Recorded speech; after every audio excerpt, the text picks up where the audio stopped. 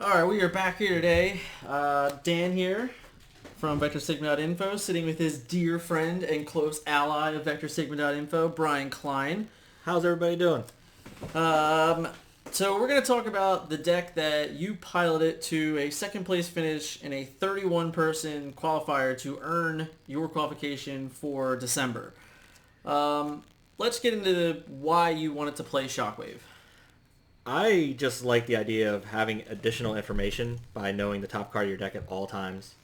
And also, you get to do type of resource grind with your opponent by just tearing their hand apart. It's giving them less options, and you have more options because of all the additional information you have. Right. So now we worked on this deck together, and mainly the reason that we wanted you to pilot a Shockwave deck is because you're coming from a game like Magic. Yeah. And in your decks that you play in Magic are very grindy and, any better word I can use than grindy? I mean, our friends call it Bryandy. Right. But, right. you know, that doesn't really affect anything else. Right.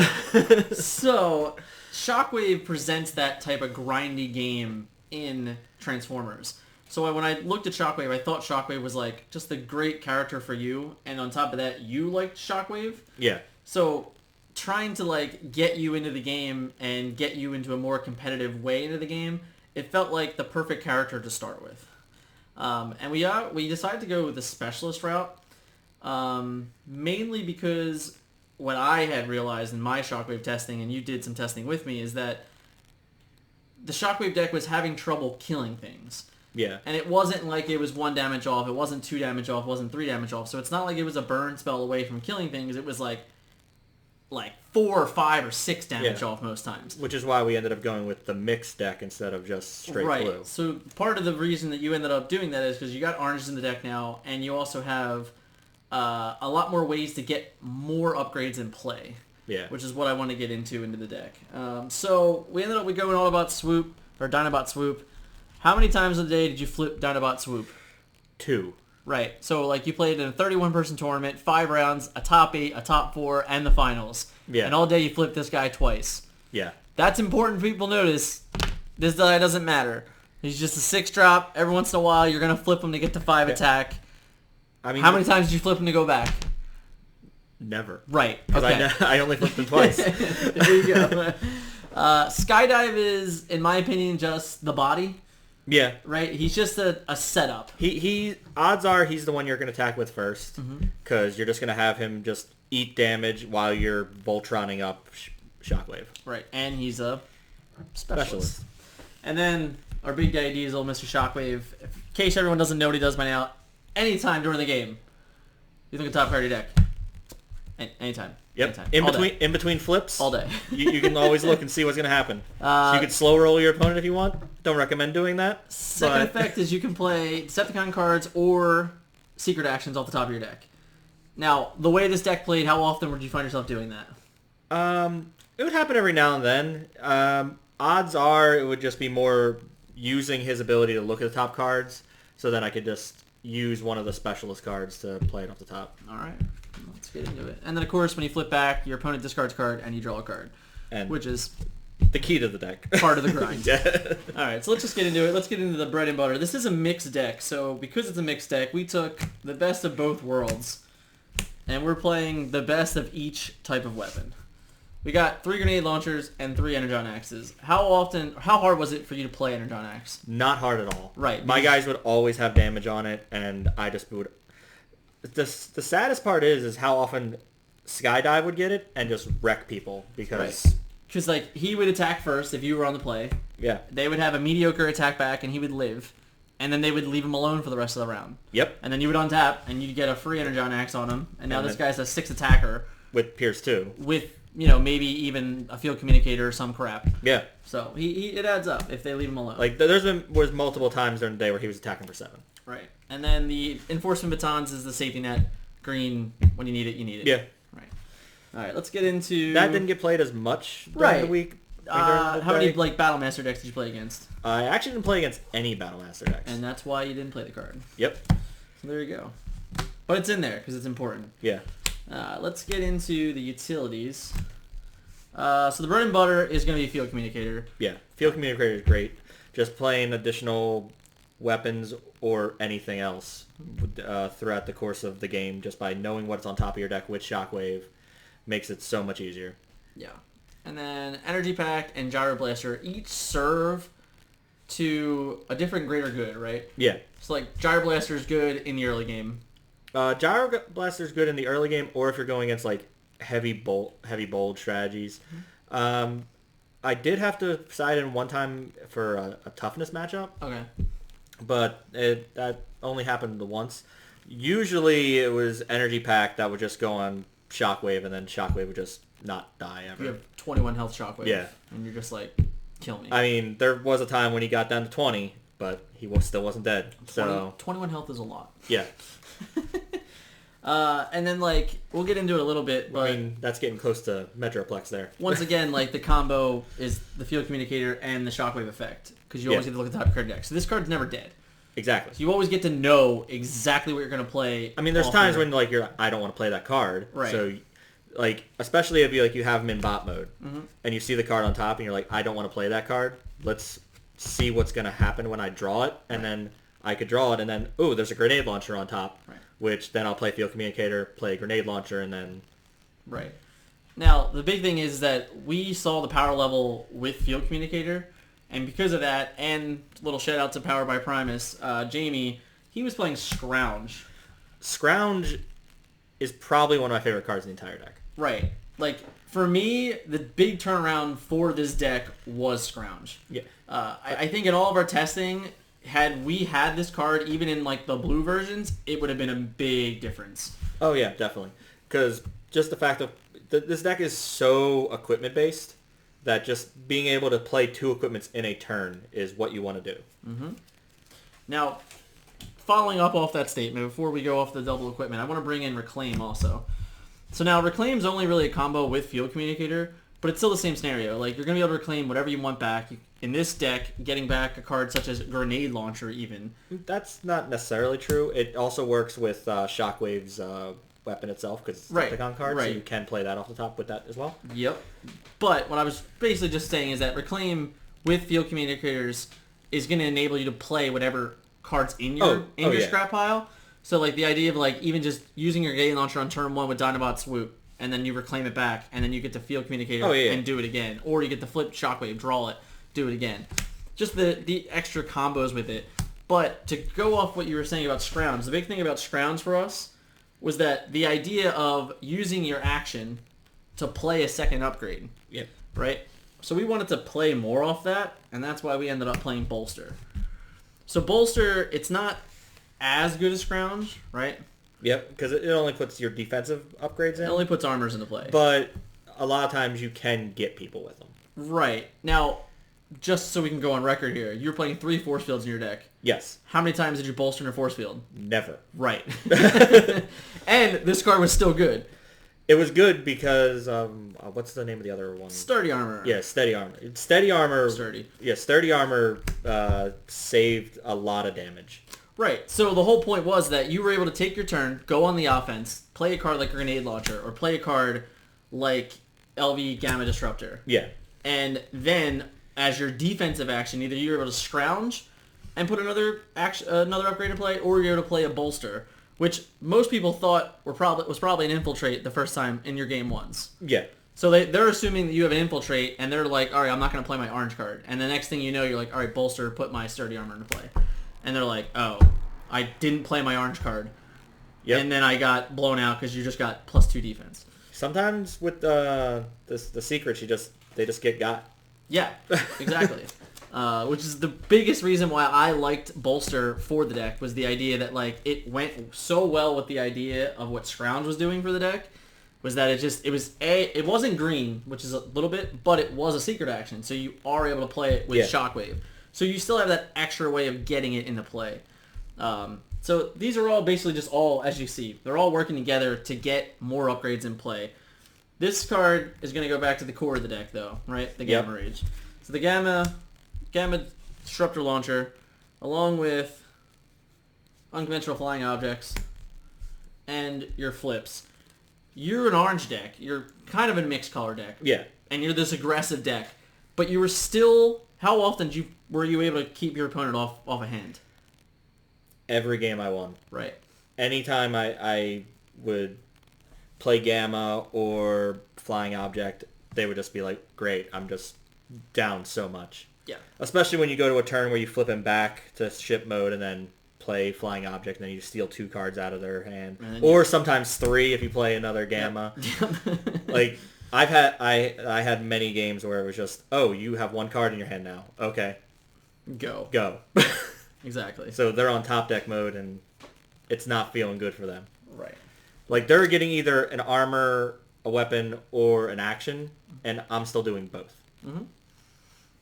Yeah, and I think it's a big deal. It's like you're this like aggro control almost. Yeah. And where it's like you're advancing your board state at all moments of the game with cards like Scrounge, with cards like Bolster. You're still going ahead, but even a card like this it's a twofer. Like you get to take a card away from them, get +2 attack, and then just advance your board state. And the big deal with that is that, like I said, the whole idea was to play these other cards to help you keep doing that. So we're going to play into it a little bit more. And the other armors that we were going to use for Bolster, like we mentioned the Force Fields already. So yeah. Force Fields and Starting Arm. But there was a one of Bashing Shield. How often was Bashing Shield good on the day? It was fairly good. It blew up a lot of other Force Fields. Mm-hmm. I mean, most of the time it was just blowing up other Bashing Shields that people were playing just to like try and get some extra armor, so they just didn't... like maybe they got your sturdy armor or something. No, sometimes they didn't even do that. Like sometimes they just, I need the extra 1 armor just to try and live, and then it just didn't happen because I just blew it up. Yeah. All right. Like when they're so low on resources, they're just desperate to try and get any... They're just playing a card because if they don't play it, it does nothing. Exactly. Like the whole, like basically after turn, we'll say normally after turn 3, they're on top deck mode. Yeah. So basically any card they play, they're just like, I'm just gonna play this card. Exactly. So like they'll play a bash, if they play a Bashing Shield for no value, you feel great about that. Right. Let's clean this up a little bit. One last... I mean, the other thing about the Gamma Blaster though is that he can have 2 of these on of course. at the same time. Yeah. Which when you get both of them, then it's just he always has a grenade launcher on him. And just the last tiny armor that we were using with Bolster was a 1-of multi-mission gear. Now, you said on the day it wasn't that good for you.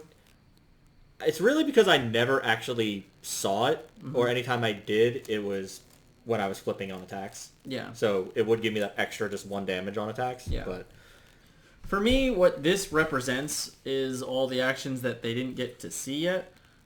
Yeah. So you do have 6 burn spells in the deck. You have 2 underhanded tactics, 3 one-shell stands, and 1 plasma burst. Mm-hmm. So like these are ideally the cards you're gonna play with multi-mission gear. I mean, like there is a world in which like maybe you smelt, you know. There is a world with that. There is a world where maybe you reclaim to put, you know, something back on like a blue or something just so you know you're gonna have a blue on defense. You know, something like that. But like you're not gonna, and even scrounge. You can scrounge off it too. Like if you attacked and the next card on top of your deck is an upgrade, so when they go to attack, you're like, all right, multi-mission gear off Bolster, scrounge, put this into play. Yeah. Like that can happen too. But you know, you're not gonna play another Bolster. You're not gonna play an infiltrate. Yeah. You know, you're not gonna play any of those cards. So that's not as what it's really meant for. It's really just meant for as like a trick. And like for me, the biggest trick is like against certain decks, like against Reckless Charge. You know, so your opponent plays Reckless Charge on a character, attacks you. You bolster, play multi-mission gear, and then like one-shell stand their guy. Now, at the end of the turn, their guy is officially a suicide bomber. Yeah. He's just going to kill himself. You're like, all right, well, you did 3 to him, and he's not safe because I'm going to deal 3 to him. He's going to die along with my guy. This is all great. Yeah. The bigger thing also is cards like Static Laser of Ironhide. If they put themselves within 2 or within 1, you can literally Plasma Burst or Underhand Tactics or one-shell stand and kill their guy and completely evaporate the attack. Now, not as many decks are playing that card anymore, but it is a scenario that does exist. So that was the whole main deck we just went through, actually. Yeah. What after the end of the day, is there anything in the deck that you would consider changing? I mean, Maybe actually seeing multi-mission gear would change my mind on it, but that and Smelt seemed kind of weak compared to the rest of the cards in the deck. My big thing with Smelt is that since you are always keeping them on no cards, generally speaking, they're only going to get one upgrade in play, so it's always going to hit it, and it's green. It's just every time that ever happened, it's all the one upgrade they get is always grenade launcher, and then it blows up anyway, so it doesn't matter. You can't win them all. It just usually sits in the hand, and you usually discard it for a scrounge. or sturdy armor. Is the thing in this deck, when we lay it all out, the amount of greens that you have is actually pretty important. Because you do get to a point in the game where cards are just dead, right? Yeah. So you have 2 scrounges. I don't know where the other one is. It's over here hiding. Yeah. So you have 2 scrounges in the deck. So that's 1, 2 green, 3, 4, 5, 6, 7 greens in the deck. So when you get to a point where unconventional flying object is no longer needed, you just pitch it to one of the 7 greens. Yeah. Because they all do something, and I think that's a big thing to realize. You're not always going to need Reclaim. You're not always going to need Multi-Mission Gear. You're not always going to need Infiltrate. Yeah. So, these cards are just in there because they're, good when they're good. Yeah. But if you don't need them, you have 7 greens to facilitate them. All right? So that's the main deck. Let's get into the sideboard. So the sideboard character of choice was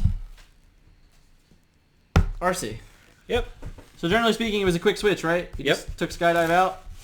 Yep. You put RC in. For RC. What did RC give you on the day? She gave me pretty good against any of the blue decks I went against. Because she would just tear them apart. Yeah, I mean, even just did flip grenade launcher. Yeah. It's 5 damage. 5 damage. I can't stop. Right. And I think that's a big deal because Skydive isn't going to offer you that, and even against blue decks, they might not even be able to kill the RC. Yeah. And then the bigger difference is if they do waste resources killing the RC, what does that mean? That means you still got this guy there to destroy them. If they waste 2 actions to kill RC and your guy still has full health, my bet's on Shockwave against the world anyway. So that was my big thing, is that I think she provided enough of a distraction to keep Shockwave alive long enough to really take over the game. So I don't think this board, it's not like some transformative board, right? It's more or less to just suit you up against certain matchups. Yeah. So we're just going to get into it. We have a second energy pack, a second Gyro Blaster, a third Energon X, a third Infiltrate, a third Bolster, 2 hiding spots, 1 Plasma Burst, 1, 2, 3, 4, 5, 6, 7, 8, and 2 Callous Leaderships. So the big thing is these guys. These are the cards that aren't in the deck. Everything else, this is just filling out. Yeah. Right? From playing, Callous Leadership should be in the deck. Okay. So that's an offer that you're going to make, is that you should find a way to put Callous Leadership in the main deck. Yes, because when you play that card, it just brings you right back into the game.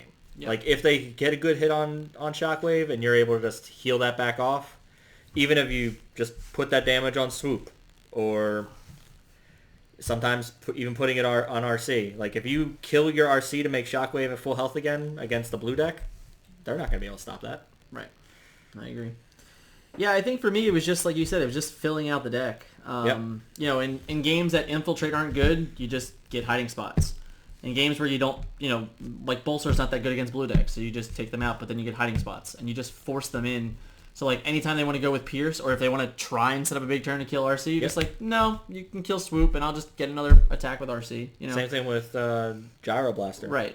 Gyro's the same thing. Gyro's just... Gyro and Energy Back the same... I feel like these cards, if we slide this way, I feel like Callous Leadership, Energy Pack, and Gyro were probably the most sided in cards. Yes. Just because, I did side in a lot the third bolster. Third bolster a lot, which we kind of agree that it should probably be in the main deck. Yes. Yeah, so that's another card. These cards are up for consideration of, they should be in the main deck, which could open up spots in the board or just, facilitate other ways. But regardless, it felt like in most of your matchups on the day, these were the cards that were being played the most. Yes. And it was just what were you generally taking out to fill these in? Usually like force field or like infiltrate if I'm going against blue decks. Mm-hmm. It really just depended on what I was going against. Yeah. But usually like force fields are in leaderships just kind of swap right there because they're both blue. I mean they're both whites. Right. And I know we're slightly removed from the event at this point. We're about a week past the event. But do you remember exactly what you played against that day? I played against Cars. Twice. That was your 2 losses on the day. Yes. Then I played against Ultra Magnus Optimus. Okay. Then I played against Bugs. Okay. Then I played against Bugs. Yep. And then I went against an Acid Storm deck. Okay.